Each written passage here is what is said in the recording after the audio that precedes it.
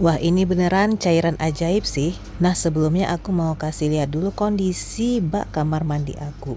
Dekil banget. Yuk langsung kita eksekusi aja. Ini tuangkan sedikit cairan glihnya, kemudian langsung kita buktikan apakah dia akan bersih. Masya Allah, di video ini teman-teman bisa lihat sendiri ya, sungguh berbeda warnanya. Yang satu sudah diolesi dengan cairan ajaib glih, yang sebelahnya belum. Nah, ini saya buktikan lagi dengan menampilkan videonya kepada teman-teman ya. Nah, cukup dengan cara dikuas saja tanpa harus menyikat kuat-kuat. Sebelumnya saya udah banyak mencoba berbagai macam produk di pasaran, tapi tidak menghasilkan. Mungkin karena ini kerak yang sudah membandel.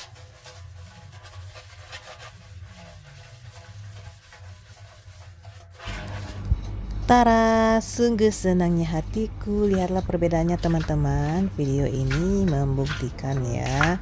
Kita nggak usah banyak bicara. Bagi teman-teman yang mau menggunakan cairan ajaib ini, langsung aja cek keranjang kuningku. Insya Allah produknya original karena langsung dari distributor. Terima kasih. Happy shopping.